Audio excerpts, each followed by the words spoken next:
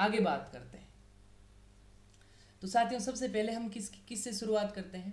हम सबसे पहले शुरुआत करते हैं ऑक्सीजन को लेकर के। ऑक्सीजन को लेकर के हम शुरुआत करते हैं। इसके बारे में कुछ हम अच्छी अच्छी बातें करेंगे कवर ऑक्सीजन। तो बात करें, यहाँ पे आपको ध्यान रखना है, पौधों में जो कोशिका विभाजन होता है, सेल डिवीजन। पहली बात, पौधों में जो आपके सेल डिवीजन होता है, सेल डिवीजन, ठीक है। और दूसरी बात, जो आपके कोशिका दीर्घन होता है, सेल एलोंगेशन।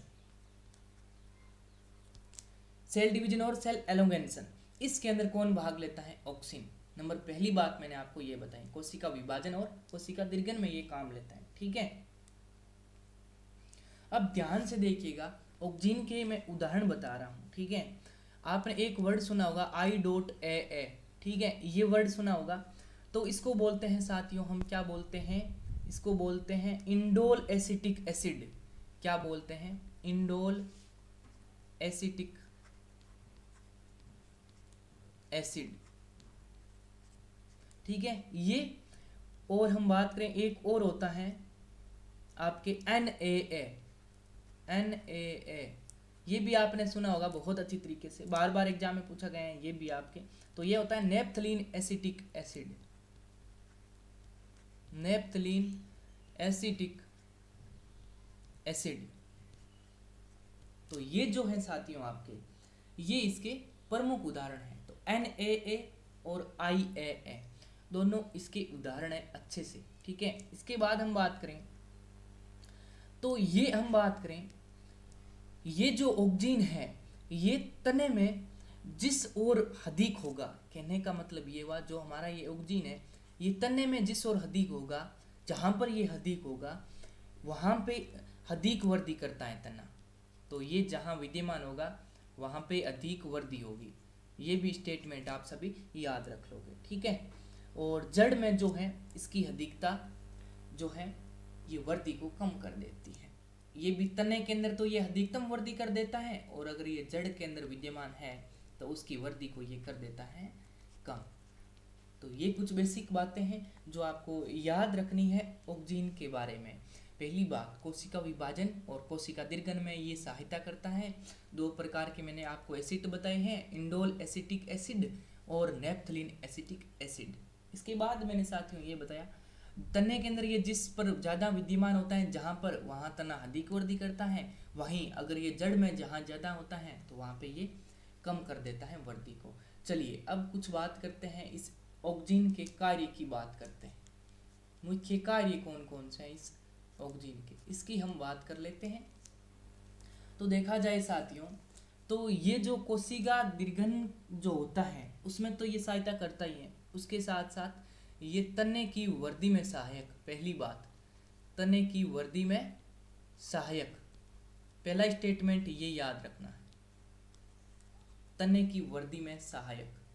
आगे बात करें साथियों, तो आपको याद रखना है ये जड़ की वृद्धि को नियंत्रित करता है। पहले भी हम बात कर चुके हैं, जड़ की वृद्धि को नियंत्रित करता है,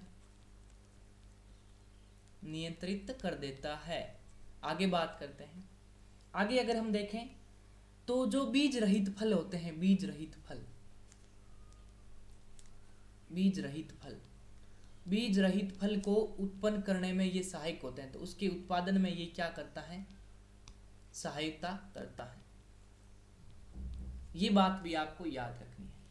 आगे थोड़ा सा आगे और बढ़े तो आपको याद होना चाहिए, पत्तियों के झड़ने और फलों के गिरने में ये नियंत्रित करता है। तो मैंने एक स्टेटमेंट बोला है, पत्तियों का झड़ना,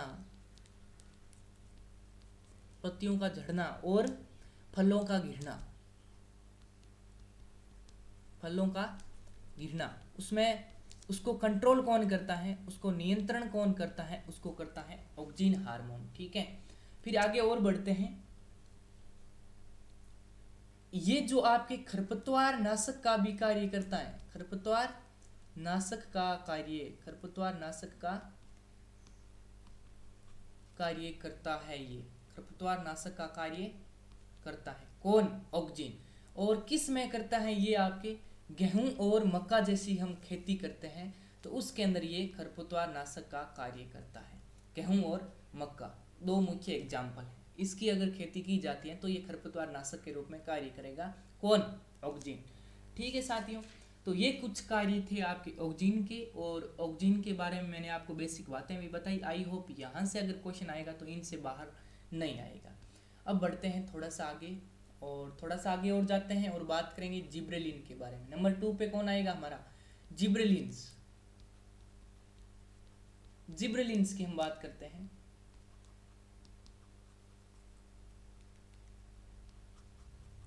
जिब्रेलिन्स, तो इसके बारे में हम साथियों बात करते हैं। ये जिब्रेलिन्स क्या होता है?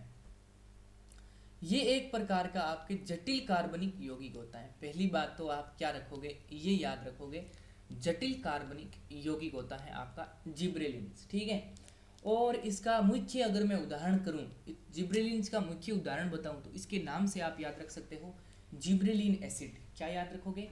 Gibberellin acid. जिब्रेलिन एसिड जो है, जिब्रेलिन अम्ल जो है, इसका मुख्य एग्जाम्पल आपका हो जाएगा, कोई दिक्कत नहीं है। अब बात करते हैं इसके कार्यों के बारे में साथियों। इस जिब्रेलिन्स के कौन कौन से मुख्य कार्य होते हैं ये आपको जानना बहुत जरूरी है। तो चलिए बात करते हैं। पहली बात, जब कोशिका विभाजन होता है, कोशिका का दीर्घन होता है, तो उस समय एक घटना घटित होती है, उसे हम बोलते हैं तना जो है वो लंबा बन जाता है। तो तन्ने को लंबा बनाने में सहायक, तने को वर्दी नहीं, तने को लंबा बनाने में सहायक है आपका जिब्रेलिन्स। ठीक है, और इसी के कारण जो आपके पौधे होते हैं, पौधे जो हैं ये आपके क्या कर लेते हैं, वृत्त आकार, यानी कि आकार को क्या कर लेता है, बड़ा आकार ग्रहण कर लेता है। तो याद हो जाएगा, ये भी कोई दिक्कत नहीं है, तने को लंबा करने में सहायक है आपका ये। आगे बढ़ते हैं, और कौन सा कार्य मोस्ट इम्पोर्टेंट और आपके लिए हो सकता है, हम आपको बताएं, बीज रहित फलों का उत्पादन इनसे भी होता है। तो याद रखिएगा, बीज रहित फल को पैदा करने में सहायक, बीज रहित फल को उत्पादन करने में सहायक। और आपके यहाँ पर भी आपने देखा था कि बीज रहित फल का उत्पादन करने में सहायक कौन? ऑक्जिन भी था, और यहाँ पे मैं आपको बता रहा हूँ जिब्रेलिन भी है। तो कोई दिक्कत नहीं है, दो कार्य हो सकते हैं। और ये जो है बीजों का जब अंकुरण होता है, याद रखें इस स्टेटमेंट को, मैंने क्या बताया है, बीजों का जो अंकुरण होता है उसमें ये भाग लेता है। तो बीजों के अंकुरण में भाग लेने का कार्य किसका है? आपके हैं जिब्रेलिन्स का। ठीक है, इस बात को भी आप याद रखिएगा। और ये मुख्य रूप से बीजों को जो आपकी उसकी अवस्था होती है सुसुप्त अवस्था, उसी अवस्था में उसको भंग करके अंकुरण करने में सहायता करवाता है। तो आप क्या याद रखोगे, यहाँ से अगर क्वेश्चन बनाना है तो यही बन जाएगा आपके कि अंकुरण, जो आपकी बीजों का अंकुरण होता है उसके अंदर कौन सा हार्मोन सहायक है? तो जिब्रेलिन्स सहायक है। ठीक है, और पौधे का वृत्त आकार, बड़ा आकार कौन देता है? Gibberellin hormone. दो प्रकार के कंसेप्ट यहाँ से भी आपके कवर हो जाते हैं। नेक्स्ट हार्मोन की बात करते हैं साथियों, और नेक्स्ट आपका जो हार्मोन है उसकी मैं बात करूँ तो आपका है साइटोकाइनिन। कौन सा है? साइटोकाइनिन। साइटोकाइनिन, ठीक है, ये बहुत इंपॉर्टेंट है। साइटोकाइनिन की मैंने यहाँ पे बात की है। ठीक है, ये आपके सबसे पहली बात याद रखो, क्षारीय प्रकृति का हार्मोन। ध्यान रखें, इसकी प्रकृति जो है ये क्षारीय प्रकृति का होता है। पहली बात तो आप ये याद रखो। ठीक है, और मैं आपको बता दूं एक संश्लेषित साइटोकाइनिन का नाम बता रहा हूं, काइटिन।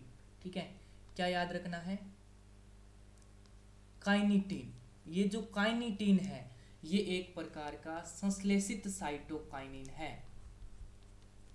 संश्लेषित साइटोकाइनिन, एग्जामिनर सीधा सा पूछ सकता है, 4 ऑप्शन दे सकता है और पूछेगा इनमें से कौन सा संश्लेषित साइटोकाइनिन है, तो आप याद रखोगे काइनिटीन। ठीक है, याद रख लेना काइनिटीन। एग्जाम के अंदर ये भी आपके पूछा जा सकता है। थोड़ा सा और आगे बढ़ते हैं, इसके बारे में और जान लेता है। साइटोकाइनिन जो है इसका संश्लेषण जड़ों के अग्र सिरों पर होता है, जहां पर क्या होता है, मुख्य रूप से सेल डिवीजन होता है। तो इसका जो संश्लेषण जो है कहाँ होता है, हमेशा याद रखिए, इसका संश्लेषण होता है आपके कहाँ पर, जड़ों के अग्र सिरों पर। जड़ों के अग्र सिरों पर इसका होता है संश्लेषण, ठीक है, क्योंकि जहाँ कोशिका विभाजन होती है सेल डिवीजन वहीं होगी ना। चलिए, तो ये कुछ बातें थी जो आपको साइटोकाइनिन के बारे में याद रखनी है। सबसे पहली बात मैंने आपको बताई क्षारीय प्रकृति, उसके बाद मैंने बताई आपको साइटोकाइनिन जो है इसका संश्लेषित है काइनिटीन, और इसका संश्लेषण जड़ों के अग्र सिरों से करते हैं। और हम अब बात करेंगे कुछ इसके कार्यों के बारे में।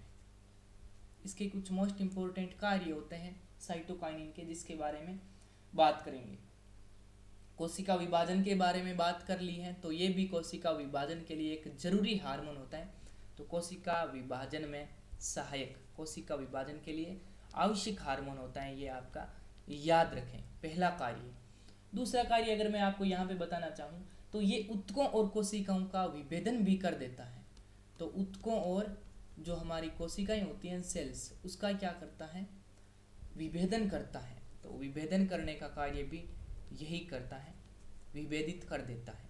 आगे बात करते हैं और मुख्य इसका क्या कार्य है, बात करते हैं मुख्य कार्य और क्या बन सकता है। और अगर हम बात करें तो ये जो साइटोकाइनिन है ये पार्श्व कलिकाओं की वृद्धि को प्रारंभ करता है, ठीक है। जो लेटरल बड्स होती हैं, याद रखें लेटरल बड्स, ठीक है, ये जो पार्श्व होती हैं आपकी कलिकाएं, पार्श्व कलिकाएं, इस पार्श्व कलिकाओं की क्या करता है, ये वृद्धि को शुरू कर देता है, वृद्धि करना स्टार्ट करवा देता है। कौन, साइटोकाइनिन, ठीक है। अगर हम बात करें तो आपको ये भी याद रखना है जर्मिनेशन, ठीक है, यानी कि आपके साइटोकाइनिन जो है ये बीजों के अंकुरण में भी सहायता करता है। तो ये कार्य आपने पढ़ा था जिब्रेलिन्स के बारे में भी, और यही भी जिब्रेलिन्स तो बीजों के अंकुरण में भाग लेता है, सहायता करता है, ठीक है, और ये करता है बीजों के अंकुरण को प्रेरित। तो बीजों के अंकुरण को कौन करता है, प्रेरित, बीजों के अंकुरण को प्रेरित करता है आपका साइटोकाइनिन, ठीक है साथियों। ये भी आपका हो गया कंप्लीट, ठीक है। उसके बाद हम बात करेंगे नेक्स्ट नंबर 4 हार्मोन जो हम पढ़ रहे हैं वो है आपका एब्सिसिक अम्ल। क्या नाम है, एब्सिसिक एसिड। ये काफ़ी इंपॉर्टेंट है, मोस्ट इम्पोर्टेंट पार्ट आप इसको कह सकते हो। तो इसके बारे में हम बात करें तो ये जो है पौधों के वृद्धि को रोकता है, अर्थात ये एक प्रकार का वर्धिरोधी पादप हार्मोन। कौन, एब्सिसिक अम्ल, वर्धिरोधी पादप हार्मोन, याद रख लेना, बहुत इंपॉर्टेंट है एब्सिसिक अम्ल, ठीक है, अर्थात ये पौधों की वृद्धि को रोक देता है, ठीक है। आगे हम इसके बारे में थोड़ी सी बात करें, पौधों की वृद्धि को रोकता है, उसके साथ साथ इसके हम कार्य आगे देखते हैं और क्या नेक्स्ट कार्य बन सकते हैं इसके। तो कार्यों की अगर हम बात करें साथियों तो ये जो वाष्पोत्सर्जन की क्रिया होती है उस पर वाष्पोत्सर्जन की जो क्रिया का नियंत्रण है वो रंध्रों को बंद करके करा देता है। यानी कि जब वाष्पोत्सर्जन की क्रिया होती है तो रंध्रों को क्या कर देता है, ये बंद करवा देता है, बस बंद करवा करके उस पर ये क्या कर लेता है, कंट्रोल कर लेता है। उसके बाद हम देखें तो बीजों और कलिकाओं को ये जो है डोरमेंट स्टेज में लेके आता है, डोरमेंट स्टेज, सुसुप्त अवस्था, इस अवस्था में लेके आता है किसको, ये बीजों और जो कलिकाएं होती हैं उसको। तो बीजों और कलिकाओं को सुसुप्त अवस्था में लाने का कार्य करता है एब्सिसिक अम्ल, ठीक है। ये भी आप सभी याद कर लोगे, कोई दिक्कत नहीं है, ठीक है साथियों। इसके साथ साथ देखा जाए तो ये आपके एक और कार्य करता है जो कि आपको याद रखना है, जो पत्तियां झड़ती हैं, पत्तियों का झड़ना, उसको क्या करता है, ये नियंत्रित कर देता है, अर्थात कंट्रोल करता है, नियंत्रित करता है पत्तियों का झड़ना, ठीक है। तो एब्सिसिक अम्ल के बारे में ये भी याद रखो, पत्तियों के झड़ने की जो प्रोसेस होती है उसको भी कंट्रोल करता है कौन, एब्सिसिक अम्ल, ये भी आप याद रखोगे। जो आपका ये एब्सिसिक अम्ल है इसके बारे में और देखा जाए, फूलों और फलों को जो अलग करने की क्रिया होती है, पृथक्करण की जो क्रिया होती है, ठीक है। एक बात और बची है, जो फूलों और फलों को पृथक्करण अलग करने की जो प्रोसेस होती है, पृथक्करण जो करने की प्रोसेस होती है, इस क्रिया को भी कंट्रोल कौन करता है, इस क्रिया भी को भी कंट्रोल करता है आपका एब्सिसिक अम्ल। तो मैंने आपको एब्सेसिक अम्ल के बारे में कुछ बातें बताई है। मैंने सबसे पहले बताया ये वृद्धिरोधी है, ग्रोथ इनहिबिटर है ये, ठीक है, यानी कि ये पादप की वृद्धि को रोकता है। पहली बात तो मैंने आपको ये बताई साथियों। उसके बाद प्यारे मित्रों मैंने आपको बताई वाष्पोत्सर्जन की क्रिया का नियंत्रण ये रंध्रों को बंद करके करता है, जो आपके स्टोमेटा होता है उसको ये बंद कर देता है, और उसके बाद ये कंट्रोल करता है वाष्पोत्सर्जन की प्रोसेस को। आगे देखा जाए तो बीज और जो कलिकाएं होती हैं उसको डोरमेंट स्टेज में लेके आता है आपका एब्सेसिक अम्ल, ठीक है। उसके बाद मैंने आपको बताया जो पत्तियों की झड़ने की जो प्रोसेस होती है, जो पत्तियां झड़ती हैं उसको कंट्रोल कौन करता है, नियंत्रित कौन करता है, एब्सेसिक अम्ल उसको कंट्रोल कर लेता है। इसके साथ साथ फूल और फल उनको पृथक्करण करने की जो प्रोसेस होती है उसको भी कंट्रोल कौन करता है, एब्सेसिक अम्ल कंट्रोल करता है। तो इस प्रकार से साथियों आपके 4 हार्मोन जो हैं वो हो जाते हैं समाप्त। अब अंतिम जो बचा है उसकी हम बात करेंगे, नंबर 5 जो हमारा बच्चा है उसकी हम बात करेंगे एथिलीन। कौन सा है, एथिलीन हार्मोन, बहुत इंपॉर्टेंट है। ये पांचों ही हार्मोन इंपॉर्टेंट है जो कि आप एग्जाम में पूछे जा सकते हैं। तो एथिलीन के बारे में देखें, आपको पता है ना ये गैसीय रूप में पौधों में पाया जाता है। पहली बात ठीक है, बहुत इंपॉर्टेंट है, गैसीय रूप में ये जो है गैसीय रूप में पौधों में पाया जाता है। पहली बात तो आपको ये पता होनी चाहिए थी, ठीक है। आगे बढ़ते हैं नेक्स्ट, याद रखिए गैसीय रूप में कौन सा हार्मोन पाया जाता है, एथिलीन, ठीक है। पौधों की जो लंबाई है उसके अंदर वृद्धि होती है, तो पौधों की लंबाई में वृद्धि में सहायक है, तो पौधों की लंबाई में सहायक, ठीक है, ये बात भी आप याद रखिएगा, ठीक है। पौधों की लंबाई को होती है उसको वृद्धि करने में ये सहायक होता है, ठीक है, लेकिन इसको ये रोकता भी है। तो दोनों ही काम देख लो आप, रोकना और वृद्धि करना दोनों बात है इसकी।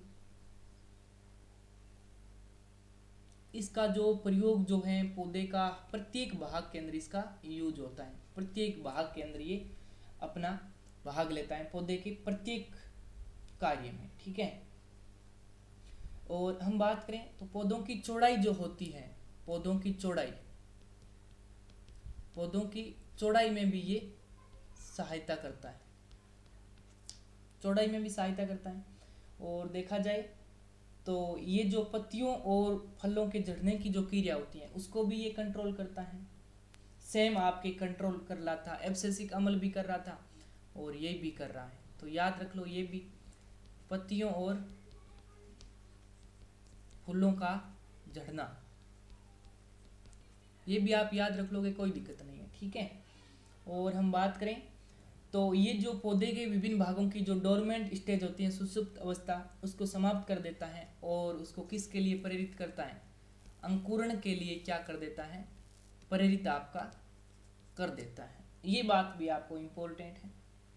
मुख्य जो इसका कार्य है, इसका कार्य होता है राइपिंग का, ठीक है। क्या कार्य होता है, राइपिंग का। अब बताते हैं राइपिंग क्या होती है। जो फलों की पकने की प्रोसेस होती है, फलों को पकाने का कार्य, ठीक है, फलों को पकने का कार्य जो होता है, जिससे फल पकते हैं, तो उसमें जो हार्मोन भूमिका निभाते हैं उसका नाम है एथिलीन हार्मोन। और यहाँ से अगर क्वेश्चन पूछा जाता है तो प्यारे साथियों यही क्वेश्चन पूछा गया है बार बार, जो फलों को पकाने वाला कौन सा हार्मोन होता है पादप का, एथिलीन हार्मोन। इसको आप याद रख लोगे तो इतने ही कार्य होते हैं एथिलीन के। सबसे पहला फैक्ट अगर आपका बन सकता है तो एथिलीन से बनेगा वह कौन सा हार्मोन है पादप का जो गैसीय रूप में पाया जाता है, आपका आंसर जाएगा एथिलीन की तरफ। उसके बाद पौधों की चौड़ाई में सहायता करता है एथिलीन, ठीक है, अंकुरण को प्रेरित करता है एथिलीन, ठीक है, पत्तियों और फूलों के झड़ने को कंट्रोल करता है एथिलीन, और सबसे महत्वपूर्ण कंसेप्ट बनता है फलों को पकाने वाला हार्मोन एथिलीन, ठीक है साथियों। और ये 5 हमारे मुख्य थे, हमने कंप्लीट कर लिया है। एक और है उसको भी आप देख लो यहाँ से, ताकि एग्जाम में आए तो गलत मत कर लेना, ताकि बहुत कम पूछा गया है ये।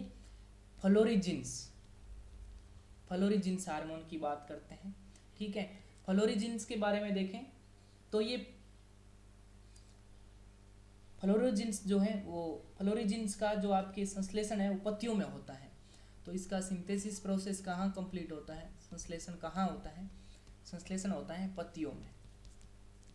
पहली बात तो ये होती है, ठीक है। और जो फूल जो ब्लूमिंग होते हैं, फूलों का खिलना बहुत इम्पोर्टेंट है, फूलों का खिलना, उसमें ये क्या करता है, सहायता करता है, फूलों के खिलने में सहायता करता है कौन, फ्लोरिजिन्स, ठीक है। इसीलिए फ्लोरिजिन्स को क्या कहते हैं, फूल खिलाने वाला हार्मोन कहते हैं, फ्लोरिंग हार्मोन, ठीक है। तो फ्लोरिंग हार्मोन किसे कहते हैं, फ्लोरिंग हार्मोन कहते हैं आपका फ्लोरिजिन्स को, ठीक है। तो वर्ड आपस में कनेक्ट कर लेना, फ्लोरिंग और फ्लोरोजिन्स, ठीक है। तो फूलों को खिलाने वाला हार्मोन, ठीक है। और फूलों को खिलाएगा तो इसको नियंत्रण भी करेगा, तो इसको नियंत्रण करने वाला भी यही हार्मोन है। तो यहाँ से अगर क्वेश्चन बनेगा तो यही बनेगा प्यारे साथियों, कि फूलों को खिलाने वाला हार्मोन जो है वो है आपका फ्लोरिजिन्स। तो यहाँ पे मैं लिख भी देता हूँ, फूलों को खिलाने वाला हार्मोन, ठीक है साथियों। तो इस प्रकार से आपके पादप हार्मोन थे 6, मैंने आपको यहाँ पे कंप्लीट करवाया, प्रत्येक कंसेप्ट मैंने आपको समझाने की कोशिश की। अगर आपको ये सेशन अच्छा लगा तो लाइक ज़रूर करें, कमेंट करके हमें बताएं आपको ये कैसा लगा, और ज़्यादा से ज़्यादा अपने दोस्तों के साथ इस सेशन को शेयर ज़रूर करें। और अगर आप अनसाइंस अकेडमी पे पहली बार जुड़े हैं तो आप अनसाइंस अकेडमी यूट्यूब चैनल को सब्सक्राइब जरूर करें। धन्यवाद, have a good day, take care, bye bye.